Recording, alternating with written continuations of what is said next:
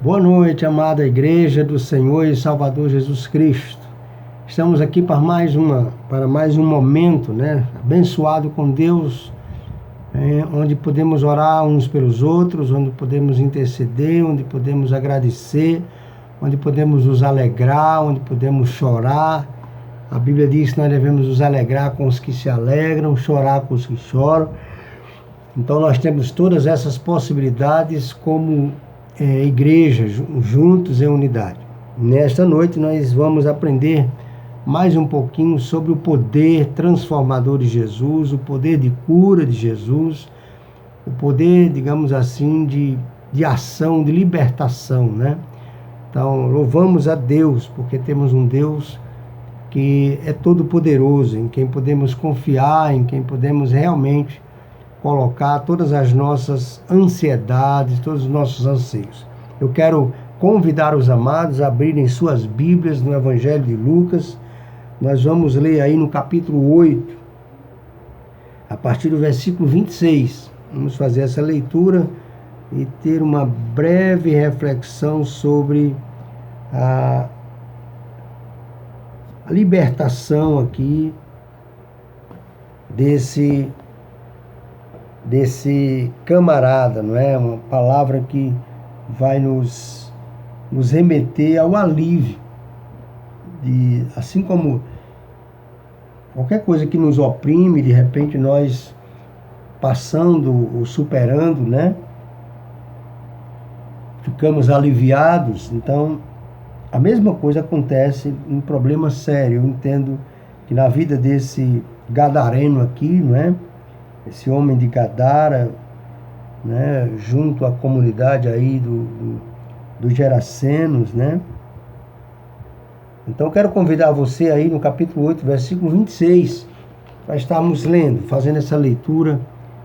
E só a leitura da palavra de Deus eu acho importante, porque ela por si só já alegra, já acalma, já tranquiliza o nosso coração.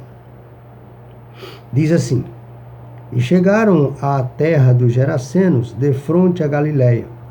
Logo que desembarcou um homem da cidade, saiu-lhe ao encontro, possesso de demônios. Havia muito tempo não vestia roupa, nem morava em casa, mas nos sepulcros. Quando ele viu Jesus, gritou, prostrou-se diante dele e exclamou em alta voz: Que tenho eu contigo, Jesus, Filho de Deus Altíssimo? Imploro-te que não me atormentes. Porque Jesus ordenara ao espírito impuro que saísse do homem, pois já havia muito tempo que se apoderava dele, e prendiam-no com algemas e correntes, mas ele, quebrando as correntes, era impelido pelo demônio para lugares desertos. Jesus lhe perguntou: Qual é o teu nome? Respondeu ele: Legião, pois muitos demônios haviam entrado nele. E rogavam a Jesus que não os mandasse para o abismo. Andava pastando ali no monte uma grande manada de porcos. Rogaram-lhe então que lhes permitisse entrar nele, e ele permitiu. E depois de saírem do homem, os demônios entraram nos porcos, e a manada precipitou-se pelo despenhadeiro no lago e afogou-se. Quando os que cuidavam da manada viram o que acontecera, fugiram e foram anunciá-lo na cidade e nos campos. E o povo saiu para ver o que havia acontecido, e foi ao encontro de Jesus. E achando o homem de quem havia saído os demônios, sentado aos pés de Jesus, vestido e em perfeito juízo, e ficaram atemorizados. Os que viram aquilo lhes contaram como um endemoniado fora curado. Então todo o povo da região dos Gerasenos rogou a Jesus que fosse embora, pois estavam com muito medo. Então ele entrou no barco e voltou. Mas o homem de quem haviam saído os demônios pediu-lhe que permitisse ficar com ele. Mas Jesus o mandou para casa, dizendo: volta para a tua casa e conta tudo o que Deus te fez. E ele foi anunciando por toda a cidade tudo quanto Jesus lhe havia feito. Nós conhecemos essa palavra, eu li ela por completo, para que nós fiquemos entendendo conforme vamos tirando alguns pensamentos para nosso crescimento espiritual. Eu coloquei aqui uma ideia para que estejamos pensando o alívio da libertação, né? Então eu acredito que o que a palavra aqui nos retrata, com certeza houve um alívio muito grande da parte desse gadareno. Mas eu quero convidar você para orar. Vamos orar comigo? Para que possamos assim discorrer a palavra de Deus. Santo Deus, em nome de Jesus, muito obrigado. Nós te louvamos por mais uma quarta-feira. Te damos graças, meu Deus, pelo teu poder transformador, por tudo aquilo que o Senhor tem, por tudo aquilo que o Senhor é nas nossas vidas. Muito obrigado pelos pedidos de oração realizados, porque entendemos que o Senhor é um Deus que pode todas as coisas. Muito obrigado pelos pedidos também agradecidos, porque entendemos da mesma forma que o Senhor é maravilhoso. Bendito seja o teu nome, santo é o Senhor, muito digno de ser louvado, adorado, engrandecido, e por isso estamos juntos aqui, ó Deus, como igreja do Senhor, adorando o teu nome na beleza da tua santidade. Nos abençoa nessa noite e faz com que a tua palavra, os louvores cantados, os momentos de oração, seja mais um momento de edificação para nós, para a tua igreja. Eu te oro agradecido, meu Deus, pelo teu cuidado, no nome de Jesus. Amém. Bem, queridos, então, aqui eu penso nessa ideia, né? O alívio da libertação. Você já pensou como vivia esse gadareno, né? Como a gente leu aqui, ele vivia se batendo nos sepulcros, não tinha casa, né? O diabo entrava nele, as pessoas tentavam amarrar, não conseguia, ele ia embora, o diabo levava aí a ficar se machucando nos sepulcros, né? E aí eu fui pensando aqui em algumas coisas, o alívio da libertação desse homem. Então, o seu estado era ele não tinha vontade própria, né? Porque a primeira coisa que a gente entende aqui é que ele era levado pelo diabo, ele era impelido, né? A palavra vai usar essa palavra, impelido pelo demônio aos sepulcros, ou seja, levado, né? Dominado, controlado, né? Preso, um prisioneiro de Satanás aí, né? Como está aí no versículo 29. Ele era sem vontade própria. Pior coisa para uma pessoa, né? É tanto que uma das coisas que pode levar uma pessoa a ser processada é ela tirar a vontade própria da outra pessoa. Por exemplo, uma violência doméstica, ela também é cotada quando o marido, muitas vezes, entende ou tem uma impressão ou deixa a esposa ter uma ideia de que ela não tem vontade própria, de que a vontade dela, nem sobre ela mesma, prevalece. Então isso é um abuso. Todas as pessoas têm a sua vontade própria e deve ser trabalhada nesse sentido, né? Então a lei Maria da Penha, por exemplo, ela trabalha muito isso, na questão do abuso psicológico, do abuso com palavras, né? Que a pessoa vai denegrindo a imagem da pessoa de uma forma que a pessoa fica ali neutralizada, sem conseguir dizer um eu, sem conseguir assumir o seu eu. O seu eu depende da outra pessoa. Então isso é violência. Era o que o diabo fazia com esse cidadão aqui, tirou dele a vontade própria. Era violência, né? Ele era violentado nesse sentido, né? Então ele não tinha esperança, ninguém podia dominá-lo. No Evangelho de Marcos, que conta essa mesma história, diz que ele se lançava sobre as pedras, as correntes não o mantinham, né? Ele arrancava, quebrava e era, digamos assim, um camarada sem esperança. Ele podia estar aqui bem, sóbrio, e de repente ser acometido por aquela possessão, não é? E sair aí se machucando, se matando e até, né, muitos, quem sabe, esse foi encontrado por Jesus, mas muitos, quem sabe, foram mortos ou são mortos hoje em dia, impelidos, dominados, controlados pelo demônio, até consumar a sua morte muitas vezes, né? Então a gente vê aqui que ele não tinha alegria, ele não tinha esperança, ninguém podia dominá-lo. Era também uma pessoa sem alegria. Ele habitava sozinho nas cavernas. Então, o que vai fazer uma pessoa sozinho nas cavernas, né? Nos buracos, onde ficam os insetos, onde ficavam os bichos, onde é um habitat de animais, né? Então ele era um camarada sem alegria, ele não tinha uma personalidade de gente. Era um camarada realmente destruído, né? Sem paz. Se faria, digamos assim, ele se feria perambulando ali naqueles túmulos, como está em Marcos 5, como eu já falei, não é? Então eu acredito que uma pessoa que vive se ferindo, se batendo, se machucando, se cortando, é uma pessoa sem paz.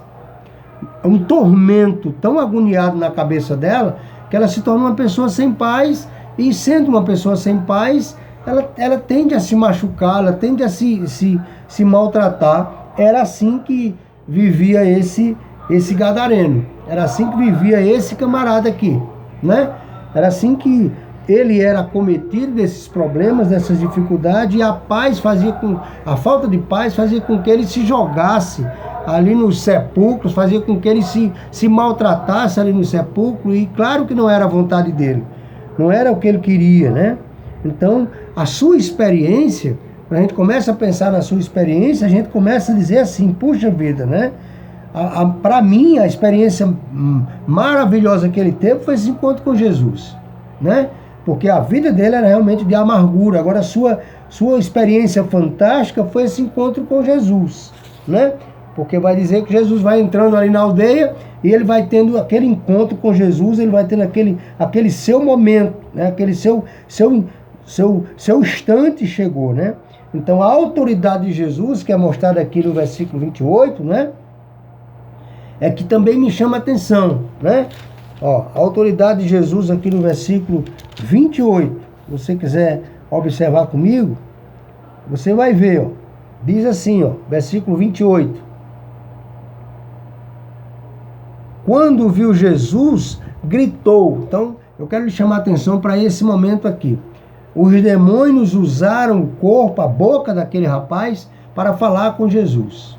Os espíritos, eles não têm corpo. Os espíritos, eles não têm como fazer nada, eles não têm como falar, eles não têm como se movimentar. Então eles precisam de corpos, eles precisam de matéria, eles precisam se materializar para poder aprontar, né? Por isso que é uma batalha muito grande entre o Espírito Santo, que precisa do nosso corpo para habitar, né? Ele existe na pessoa de Deus, e para um elo com Deus, ele precisa do meu corpo, ele precisa do seu corpo, para falar com Deus, para a oração. Nesse momento de oração, quando nós oramos ao nosso Deus, é o Espírito Santo de Deus se apoderando dos nossos corpos para emitir o seu desejo para com Deus. As nossas palavras são entregues a Deus pelo Espírito. O próprio Jesus que diz que nós não sabemos orar como convém, né? Então é muito importante que a gente entenda isso. Na medida que o Lúcifer, né, foi expulso ali do céu, ele se tornou, deixou de ser anjo, que era o Lúcifer, anjo de luz, e tornou-se espírito. E como espírito, ele precisa de matéria, como foi o caso do jovem aqui. Por isso que eles gritam, Jesus, que temos eu contigo. Olha o que fica bem claro aí, ó. E gritou, né? Viu Jesus e gritou, prostrando-se, ou prostrou-se diante dele, e exclamou em alta voz, que tenho eu contigo. Eles ainda queriam enganar Jesus. Era uma multidão de espíritos, né? Porque ele diz que o seu nome é legião, que são muitos, o texto diz que são muitos espíritos que estavam naquele rapaz, e tentando enganar Jesus, ele, que tenho eu contigo, né? Como se fosse um jovem que estivesse clamando para Jesus ir embora. Assim como toda a população ali, uma vez que tomou conhecimento daquilo que Jesus fez, pediu que ele saísse com medo dele, né? Assim como o pessoal preferiu ficar ali naquele lugar, que era uma prática comum que as pessoas fossem possessas, né? Ali em Gadara, não é? Era uma coisa comum, mas cada um no seu quadrado, cada um no seu cantinho. O rapaz se batia lá pelos túmulos, ninguém ia atrás. O sofrimento era apenas da família, ninguém ligava. Então, era melhor que Jesus, o detentor da paz, o detentor da alegria, o detentor do poder, fosse embora. É isso que vai acontecer no texto aqui. O pessoal vai pedir para ele sair, porque estavam com muito medo. Pelo contrário, já pensou? Se fosse uma ideia de medo, Jesus fica conosco, porque todo endemoniado que aparecer agora, nós vamos nos libertar dele. Você está entendendo? Às vezes nós pregamos o evangelho e em determinada casa, num lugar, as pessoas elas preferem, na verdade, né? Eles preferiram, elas preferem dizer não para Jesus. Não, tá bom. Eu prefiro não mexer. Não, porque é meu pai, porque é minha mãe, porque é meu tio, porque é minha tia e tal. Se eu for falar sobre Jesus, eu vou ter problema e tal. Prefere sem Jesus uma paz mentirosa, uma paz entre aspas, uma paz com bebedeira, uma paz com drogas, uma paz com mentira, uma paz com tudo quanto não presta, prostituição, do que aceitar Jesus e viver uma vida de obediência. Isso a gente está cansado de ver em tudo que é lugar. Então, é uma das coisas que eu chamo a atenção. O camarada aqui, ele tem um encontro com Jesus maravilhoso, a autoridade de Jesus me chama a atenção dentro desse encontro. O poder de Jesus é tremendo, porque os demônios ali identificam, né? Identificam o poder dele em relação a isso.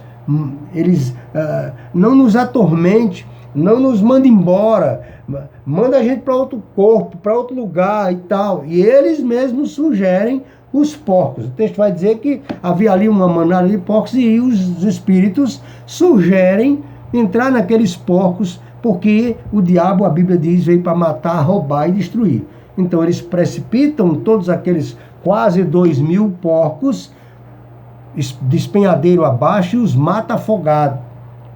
Prazer de matar do diabo é muito grande. A necessidade que ele tem de mostrar maldade é muito grande. E o quanto ele puder juntar, o quanto ele puder fazer algazarra, o quanto mais ele puder amedrontar as pessoas, ele amedronta. Então, só o Espírito Santo para nos tranquilizar, porque é maior do que ele. É o que a Bíblia diz, maior o que está em nós do que aquele que está no mundo. Nós não devemos temê-lo. Nós devemos obedecer a Jesus, nós devemos obedecer a Deus, porque aqueles que não obedecem a Deus, aqueles que não andam conforme a vontade de Deus, aí realmente caem na ira do diabo, que tem apenas essas 3 funções: matar, roubar e destruir. Deus disse na pessoa de Jesus que veio para nos dar vida e nos dar vida com abundância. Não é apenas uma vida aqui, mas uma vida eterna. Jesus veio para que tivéssemos aquela mesma vida para a qual o Senhor nosso Deus criou o ser humano. No caso ali, com Adão e Eva. Jesus veio para nos dar essa vida. Uma vida que vai passar um tempinho aqui e depois uma eternidade com Deus. Aqueles que não aceitarem Jesus vão permanecer naquela vida velha e depois uma eternidade na vida velha, longe de Deus. É a simplicidade do esclarecimento da palavra de Deus. Então a gente vê aqui, nessa experiência que esse camarada teve, foi tremenda. Ele foi liberto. As pessoas que estavam ao redor preferiram ficar sem Jesus, né? A gente vê aqui que a sua libertação não aconteceu apenas os demônios ter saído. Uma das coisas que eu faço a observação aqui é justamente isso. Como foi a sua libertação? Por que eu coloquei o alívio da libertação? Porque ele ficou livre espiritualmente. A Bíblia diz que os demônios saíram. Marcos 5,15 vai deixar bem claro, aqui no texto que lemos vai deixar bem claro, que na hora que Jesus ordena que eles saiam, os demônios saíram. Então ele ficou livre espiritualmente. Aquele que aceita Jesus, aquele que permite que Jesus entre na sua vida fazendo uma diferença, em primeiro lugar, ainda que ele não compreenda de que aceitou, ainda que ele não fez nada, se ele deixar Jesus operar em sua vida, ele já é liberto ali espiritualmente, como foi esse cidadão aqui. Os demônios foram embora. Mas Deus é tão maravilhoso que a gente percebe aqui que não foi apenas uma cura espiritual, também foi uma cura mental. A Bíblia diz aí no versículo 35 que as pessoas, quando chegaram para ver o que tinha acontecido, ele estava em perfeito juízo. Então, além dele ser curado espiritual, que os demônios saíram, ele estava bem, no juízo. A sua mente estava tranquila. Sua alma estava sossegada, sem medo. Né? O que o texto vai dizer aí, ele está em perfeito juízo. Então, não foi apenas uma libertação espiritual, mas uma libertação mental. Porque às vezes a pessoa é liberta espiritualmente, tem demônios, tem uma série de coisas atormentando. A gente ora, coloca diante de Deus, peleja por ela, mas a alma dela fica aprisionada. Ela não permite que a alma se liberte. Ela não entrega, ela não deixa Jesus fazer o milagre totalmente. Deus operou aqui na vida desse jovem um milagre mental. Ele ficou tranquilo. E aí, claro, o físico. A Bíblia diz que ele estava ali em perfeito juízo e vestido. Ou seja, tranquilamente como qualquer outro cidadão. Vestidinho, um camarada que andava aí se machucando nas pedras, todo mulambudo, todo esculhambado. Estava ali de maneira espiritual, livre dos demônios, de maneira mental, livre do tormento da mente, de maneira física, vestido. Mas vai mais longe. De maneira emocional, ele estava sentado em paz aos pés de Jesus. As suas emoções estavam tranquilizadas e agora observava as palavras de Jesus. Sabe que milagre tremendo? Jesus fazendo um milagre completo naquele rapaz. Um milagre espiritual, né, como a gente vê aí, um milagre mental, um milagre físico, o corpo dele vestidinho ali, tranquilo, um milagre emocional, porque ele estava na presença de Jesus ali, sossegado. E aí o último milagre na vida desse rapaz, de maneira científica, digamos assim, foi um milagre existencial, porque ele não tinha vontade própria, ele não sabia quem era, ele não tinha controle pela sua vida, ele não tinha controle por nada. De repente, acontece também um milagre existencial. Ele tinha um novo propósito de vida, ser testemunha de Jesus. Agora, ele passou a anunciar. Enquanto o pessoal pediu para Jesus ir embora, Jesus vai embora, a gente está com medo, etc e tal. Ele disse, Jesus, deixa eu ir com o Senhor. Deixa eu acompanhar o Senhor juntamente aí com seus discípulos. Ele agora era uma pessoa curada também, existencial. A vida dele agora tinha um propósito. Muita gente às vezes é curada espiritualmente, mas não consegue ser curado mentalmente.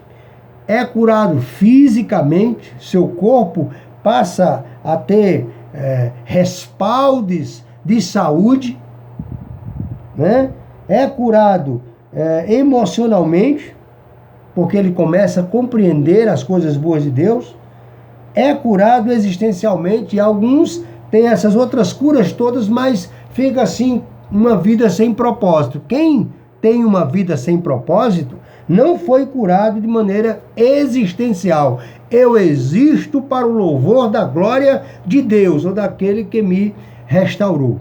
Essa é a palavra, né? Esse é o momento que a gente quer que você pense. Nós que estamos aqui nessa quarta-feira, temos esse testemunho maravilhoso aqui, mas eu quero que você pense no alívio dessa libertação, a libertação por completo. Pense no alívio que você sentirá se você depender totalmente de Deus. Agora, quando eu digo totalmente de Deus, é você confiar no Senhor, dobra teu joelho, assim como você pode tomar um remédio que você confia. Por exemplo, eu tomo meus medicamentos diários, agora nessa dependência por conta das doenças, né? Não é enfermidade, né? Existe uma diferença entre doença e enfermidade. Na verdade, são doenças do corpo, limitações do corpo. Enfermidade é pecado, não é? Então a gente tem que ter essa compreensão. Então é muito importante que as curas sejam realizadas. Eu entendo mesmo com todas as minhas limitações, com as suas limitações, com tudo aquilo que você pode passar ou dificuldade, você existe para o louvor da glória de Deus. Então, se você não deixar Jesus curar a sua mente, seu físico, seu emocional, então você não vai ter uma cura completa. Então você tem um texto aí, onde esse gadareno, ele tem um alívio da libertação. Então peça a Deus. Minha palavra final é para que você tenha uma oração diferente. Você que está ao alcance da minha voz, né? Você que está ao alcance da nossa voz na palavra de Deus, peça ao Senhor: Senhor, eu quero, eu preciso e eu confio na libertação do Senhor. Eu quero sentir esse alívio na minha vida. Aconteceu na vida do gadareno, eu quero que aconteça na minha.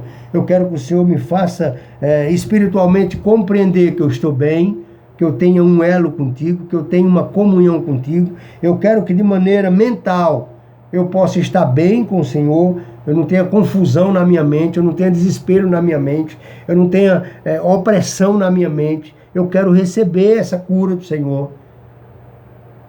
Eu quero fugir dessa ansiedade, eu quero fugir dessa depressão, eu quero que o Senhor me livre disso. Vai pedindo, vai confiando e vai esperando no Senhor. Eu não posso ter confusões mentais. Meu físico deve estar bem, meu emocional deve estar bem, porque eu entendo que eu existo para o louvor da glória de Deus. Se você entende que existe, a sua existência é para glorificar o nome do Senhor, você está caminhando no caminho certo. E serás um grande testemunho de Deus. A Bíblia diz, encerrando aqui a nossa palavra, que ele saiu caminhando, não é isso? Que ele saiu aí andando e glorificando a Deus, voltou, foi aquilo que Jesus disse para ele pediu para ir com Jesus, Jesus disse, e vai para a tua casa. Ele voltou para a sua casa, Jesus disse, volta para a tua casa e conta tudo que Deus te fez. E ele foi anunciando por toda a cidade tudo quanto Jesus lhe havia feito. Jesus e Deus aqui no mesmo patamar.